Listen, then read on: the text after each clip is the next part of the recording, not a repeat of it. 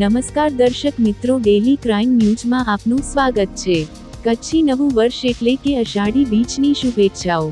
શુભેચ્છક નખત્રાણા તાલુકા પંચાયતના પ્રમુખ શ્રી પટેલ ભાવનાબેન રાજેશભાઈ।